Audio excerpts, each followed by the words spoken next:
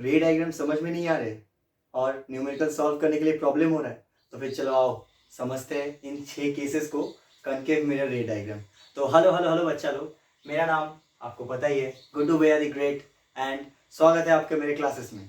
तो फिर हम लोग बिना टाइम वेस्ट करते हुए एक बहुत ही इंपॉर्टेंट सा टॉपिक है जो कि बोर्ड्स पर्पस के लिए बहुत ही ज़्यादा इंपॉर्टेंट है, जिसमें कि अगर आप ये 6 केसेस को समझ जाते हैं तो फिर आप कोई भी न्यूमेरिकल्स इजीली सॉल्व कर पाते हैं, है ना, कोई प्रॉब्लम नहीं होगा आपको। और मैं अभी आपको यही 6 केसेस को समझाने वाला हूँ, और इसमें से लास्ट में ये भी बताऊंगा इन 6 केसेस में से कौन सा 2 या 3 जो इंपॉर्टेंट है, जो कि एग्जाम में हमेशा पूछे जाते हैं, ठीक है ना। तो ये बोर्ड्स पर्सपेक्टिव के लिए बहुत ज़्यादा इंपॉर्टेंट है ये जो मैं अभी समझाने वाला हूँ, ठीक है। तो चलो टाइम नहीं वेस्ट करते हुए हम लोग वीडियो को स्टार्ट करते हैं और समझते हैं अच्छे से कनकेव मिरर विद गुड्डू भैया। चलो पढ़ते हैं। तो देखो सबसे पहला हम लोग का जो क्लास, अरे मार्कर मार्कर कहाँ है? हाँ मार्कर नहीं है तो समझाऊंगा कैसे बेटा, मार्कर तो रहना चाहिए ना। अच्छा ठीक है चलो, तो देखते देखो सबसे पहला केस में हम लोग को पता है कि रे डायग्राम यहाँ पे कनकेव मिरर का बात हुआ है, जिसका क्या अंदर वाला जो सरफेस होता है वो हम लोग का क्या है, रिफ्लेक्टिंग सरफेस है, और जो आउटसाइड वाला सरफेस है वो क्या सिल्वर्ड सरफेस है, मतलब क्या नो कि नॉन रिफ्लेक्टिंग सरफेस। तो यहाँ पे हम लोग सबसे पहला वाला केस हम लोग देखते हैं कि जब हम लोग ऑब्जेक्ट को इन्फिनिटी पे रखते हैं, इन्फिनिटी पे रखते हैं तो क्या होता है, वो इन्फिनिटी से दो पैरेलल रे, ऐसा दो पैरेलल इंसिडेंट रे पास होते हैं, एक 1 और ये 2। और ये इंसिडेंट रे अगर मतलब जो आपका तुम्हारा प्रिंसिपल एक्सिस है, प्रिंसिपल एक्सिस से अगर आपका इंसिडेंट रे पैरेलली पास कर रहा है, अगर पैरेलली पास कर रहा है तो फिर ये फिर रिफ्लेक्ट बैक करके फोकस से पास होगा। और देखो फोकस से पास हो रहा है, और हम लोग को बेटा पता है कि जहां पे दोनों रिफ्लेक्टेड रे मैच होते हैं इमेज भी वहीं पे बनता है।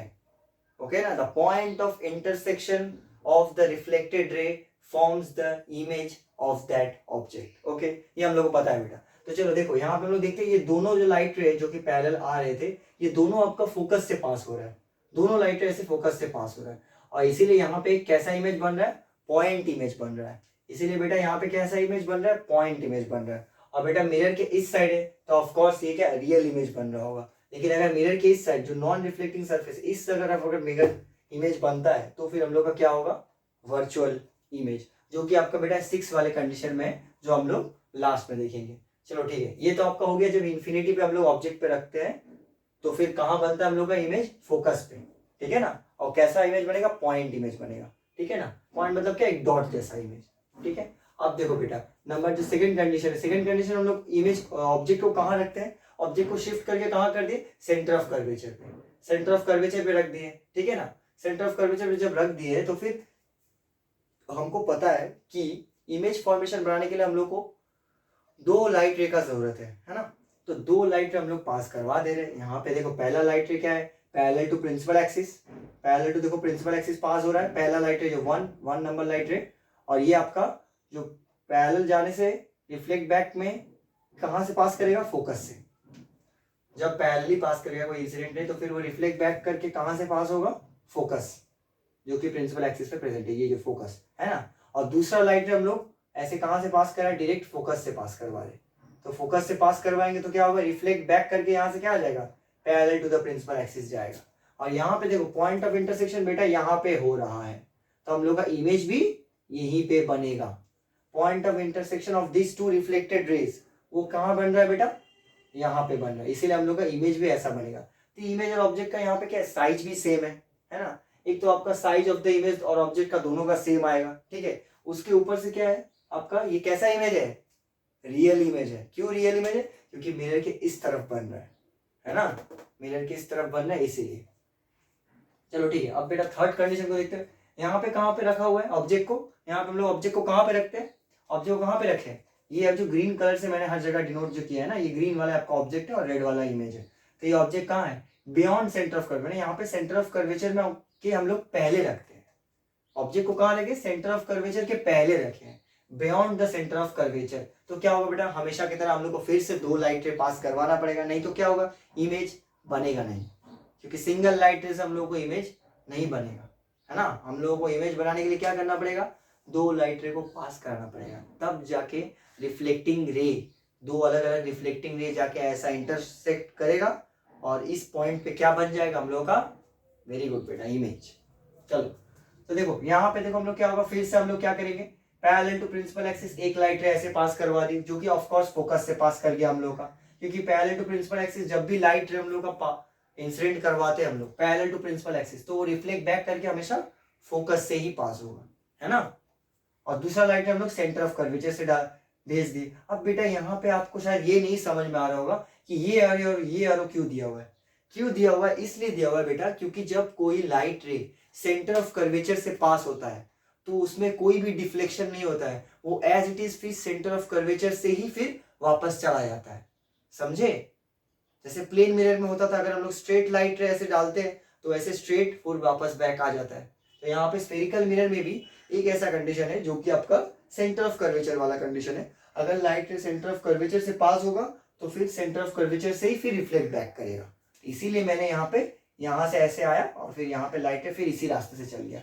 तो यहाँ पे देखो बेटा पॉइंट ऑफ इंटरसेक्शन यहाँ पे हुआ ना, तो यहाँ से यहाँ तक का डिस्टेंस हो गया आपका क्या, इमेज का साइज, समझे। और यहाँ इमेज कहाँ बन गया, सेंटर ऑफ कर्वेचर और फोकस के बीच में बन गया बेटा इमेज, ठीक है ना। ऐसा एक्सपेरिमेंटली यही चीज आपको बस याद रखना है। अगर इसी चीज को आप समझ जाएंगे कि लाइट रे कहाँ पे टकराने से किस पॉइंट से पास करता है प्रिंसिपल एक्सिस का, वो अगर आप सही से कर लिए तो फिर आपका बेटा न्यूमेरिकल कभी गलत नहीं होगा, समझे।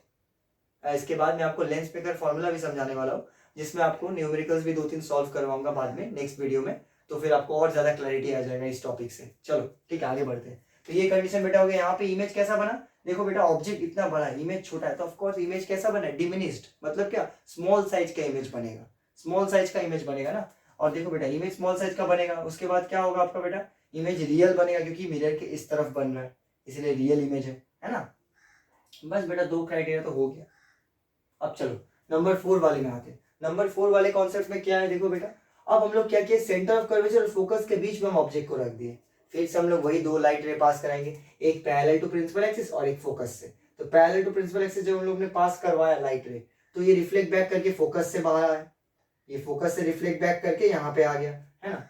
और जब हम लोग दूसरा लाइट रे देखो बेटा फोकस से पास करवा रहे, तो ये पैरेलल टू प्रिंसिपल एक्सिस चल जाएगा रिफ्लेक्ट बैक करके। तो ये तो इंसिडेंटल हो गया और ये रिफ्लेक्टेड रे ऐसा चला गया। और ये दोनों जो रिफ्लेक्टेड रे, ये वाला और ये वाला, ये दोनों जो रिफ्लेक्टेड रे है बेटा ध्यान से समझना, हाँ, ये दोनों जो रिफ्लेक्टेड रे ये यहाँ पे जाके मीट करता है। तो हम लोगों को क्या पता है बेटा, point of intersection of reflected ray is the location for the formation of the image. चलो ठीक है, वेरी गुड। तो यहाँ पे जाके अगर इमेज, मतलब यहाँ पे आपका रिफ्लेक्टिंग दोनों जो रे है यहाँ पे जाके इंटरसेक्ट कर रहा है, तो यहाँ पे आपका इमेज बन जाएगा, ठीक है बेटा, इमेज बन जाएगा, ठीक है ना। तो ये भी आपका बेटा रियल इमेज है, लेकिन कैसा इमेज है ये बेटा, इन्वर्टेड है। एक चीज मैं आपको बताना भूल गया, जैसे ये देखो बेटा उल्टा इमेज बना है ना, उल्टा इमेज बना, देखो ये ऑब्जेक्ट ऐसा है तो ये मिरर इमेज टाइप का बन गया है ना, यहाँ पे देखो उल्टा बना है, तो इसको हम लोग क्या इसलिए बोलते हैं, एक और नेचर क्या हो जाएगा इमेज का हम लोग का, इन्वर्टेड। क्या है बेटा, इन्वर्टेड, ठीक है। चलो इधर देखते हैं, इधर देखते हैं, इधर देखो क्या है, क्या है, इधर भी इन्वर्टेड बन रहा है ना। ओवरऑल साइज आपका सेम ही रहेगा, है ना, थोड़ा सा इससे ज्यादा मैग्नीफाइड है, थोड़ा सा मैग्नीफाइड ज्यादा है, मतलब ये थोड़ा सा ज्यादा बड़ा है ऑब्जेक्ट से, ठीक है। तो ये आपका बेटा मैग्नीफाइड रहेगा, रियल रहेगा और इन्वर्टेड रहेगा। बस 3 नेचर लिखना रहता है इमेज, इमेज का 3 नेचर आप अगर लिख लेंगे तो बस उसी में आपको मार्क्स मिल जाता है location of the image find out करने के लिए। अब देखो बेटा नंबर 5 नंबर कंडीशंस में क्या है, यहाँ पे हम लोग क्या देखेंगे, यहाँ पे हम लोग ऑब्जेक्ट को फोकस के ऊपर रख दिए, फोकस पे रख दिए, है ना। इसके पहले कहाँ था, सेंटर ऑफ कर्वेचर फोकस के बीच में, और यहाँ पे हम लोग कहाँ रख दिए, फोकस पे रख दिए बेटा। अब फोकस पे जब रख दिए हैं, अगर फोकस पे रख दिए हैं तो फिर क्या करने वाले हैं आगे, समझ में आ रहा है, आ रहा है, नहीं आ रहा है, अच्छा ठीक है चलो बता देते हैं, कोई बात नहीं। देखो यहाँ पे क्या है बेटा, फिर से वही हम लोग का एक ही कहानी, पैरेलल टू प्रिंसिपल एक्सिस एक लाइट रे ऐसे करके हम लोग इंसिडेंट करवाए, ये टकराया हम लोग का मिरर से, और फिर क्या हुआ बेटा, मिरर इसको बोला कि तुम चले जाओ, तो फिर मिरर से यहाँ से लाइट रे रिफ्लेक्ट बैक करके ऐसे फोकस से पास हो गया, क्योंकि हमें पता है बेटा कि अगर पैरेलल टू प्रिंसिपल एक्सिस से अगर लाइट रे इंसिडेंट होता है तो वो रिफ्लेक्ट बैक करके फोकस से पास होता है। चलो और दूसरा लाइट रे कहाँ जा रहा है बेटा, सेंटर ऑफ कर्वेचर से, मतलब दूसरा लाइट रे हम लोग यहाँ पे पास करवा रहे इधर पोल से, तो पोल से फिर रिफ्लेक्ट बैक करके सेंटर ऑफ कर्वेचर में हम लोग आ जा रहे हैं। देखो बेटा समझे, क्योंकि पोल पे जब हम लोग लाइट रे इंसिडेंट करवाते तो फिर वो as it is reflect back कर जाता है, ठीक है बेटा। ये देखो ये पोल पे ना, ये पोल है ना, तो ये पोल पे हम लोग जब करवाते तो फिर ये रिफ्लेक्ट बैक करके फिर से सेंटर ऑफ कर्वेचर में हम लोग मीट करवा दे रहे लाइट रे को। समझे बेटा, यही चीज समझना था। तो ये दो जो लाइट रे ना बेटा, ये कभी भी एक दूसरे पे जाके मीट नहीं होगा, ये ऐसे ही करके आगे जाता रहेगा, लेकिन ये दोनों लाइट रे कभी मीट नहीं होगा। इसीलिए इसका जो इमेज बनता है ना बेटा, ये इन्फिनिटी में बनेगा। कहाँ पे बनेगा बेटा? इन्फिनिटी में, और हाईली मैग्नीफाइड बनेगा, बहुत बड़ा इमेज बनेगा। इन्वर्टेड तो बनेगा ही, लेकिन बहुत बड़ा इमेज बनेगा। ठीक है ना बेटा? और कैसा इमेज बनेगा? इन्फिनिटी में, इन्फिनिटी पे इमेज बनेगा। मतलब इसका जो लोकेशन होगा इमेज का, वो हम लोग फाइंड आउट नहीं कर पाएंगे। समझे बेटा? जैसे सेम चीज हम लोग इस कंडीशन में पढ़े थे, है ना, कि जब हम लोग ऑब्जेक्ट को इन्फिनिटी में रखते थे तो फोकस पे इमेज बनता था। यहाँ पे हम लोग फोकस पे अगर ऑब्जेक्ट को रखते हैं तो इमेज इन्फिनिटी में बनेगा। उल्टा कंडीशन है, 1 और 5 बेटा वाइसा वर्सा है। ठीक है बेटा, वाइसा वर्सा है। अब देखो बेटा, लास्ट कंडीशन पे आके हम लोगों का क्या है बेटा? ये 6 नंबर, जो कि थोड़ा ज्यादा इंपॉर्टेंट है। ये वाला बहुत इंपॉर्टेंट है बेटा, कभी कभी पूछते हैं, क्योंकि ये एकमात्र ऐसा है कनकेव मिरर, ओवरऑल 6 केसेस में कनकेव मिरर में ये एक ऐसा कंडीशन है जहां पे बेटा कैसा इमेज बनता है? वर्चुअल इमेज बनता है बेटा। ये मिरर के अंदर ये इमेज बनता है, इसीलिए इसको हम लोग क्या बोलते हैं? Virtual image. ठीक है ना? वर्चुअल इमेज इसीलिए बोलते हैं क्योंकि ये मिरर के इस साइड में बन रहा है। जो सिल्वर्ड सरफेस है ना, नॉन रिफ्लेक्टिंग सरफेस, उसी साइड में आपका इमेज बनता है। कैसे बनता है वो हम लोग देख लेते हैं। यहाँ पे हम लोग देखो बेटा, कहाँ पे ऑब्जेक्ट को रखे? फोकस और पोल के बीच में रखे। फोकस और पोल के बीच पे ऑब्जेक्ट को रखे। तो फिर से वही एक पैरेलल टू प्रिंसिपल एक्सिस एक लाइट रे पास करवा दी, तो ये कहाँ से पास होगा बेटा? फोकस से। फोकस से पास हो गया, देखो बेटा, फोकस से पास हो गया रिफ्लेक्ट बैक करके। और दूसरा लाइट रे कहाँ बेटा? सेम एज इट इज, ये सेंटर ऑफ कर्वेचर से पोल से टकरा के सेंटर ऑफ कर्वेचर से मैच करेगा, है ना। तो फिर ये हम लोग का जो अगर यहाँ पे अगर गया तो फिर ये टकरा के फिर इधर जा रहा है, तो ये हम लोग इस तरफ तो ये चीज मैच नहीं होगा, है ना। ये ऐसे करके ऐसे बढ़ता चल जाएगा, बढ़ता चला जाएगा, है ना। लेकिन बेटा ये मैच कहाँ करेगा? इस पे जाके। तो ये रिफ्लेक्टेड रे को हम लोग ऑपोजिट की तरफ, इस तरफ हम लोग मैच करवाने जाएंगे। तो देखना बेटा, ये दोनों रिफ्लेक्टेड रे जो कि वर्चुअल है, वर्चुअल रिफ्लेक्टेड रे को हम लोग यहाँ पे मैच करवा देंगे। इसीलिए यहाँ पे इसका इमेज बन जाता है, क्योंकि हमें पता है बेटा कि रिफ्लेक्शन, जो रिफ्लेक्टेड रे है, रिफ्लेक्शन होने के बाद जो रिफ्लेक्टेड रे, जो दोनों रिफ्लेक्टेड रे वो जहाँ पे इंटरसेक्ट करेगा वहीं पे आपका इमेज बनेगा। तो फिर बेटा यहाँ पे इसीलिए इमेज को मैंने बना दिया है। ये क्या बेटा? हाईली मैग्नीफाइड तो बनेगा, लेकिन वर्चुअल इमेज बनेगा। और ये बेटा एक और कंडीशन है, यहाँ पे इन्वर्टेड नहीं बन रहा है। तो इसका जो आपका नेचर है ना बेटा, वो बहुत इंपॉर्टेंट। इसमें क्या क्या है बेटा? अपराइट है। अपराइट मतलब क्या? स्ट्रेट बनेगा इमेज, मतलब सीधा ही बनेगा, जैसा है वैसा ही। मैग्नीफाइड बनेगा,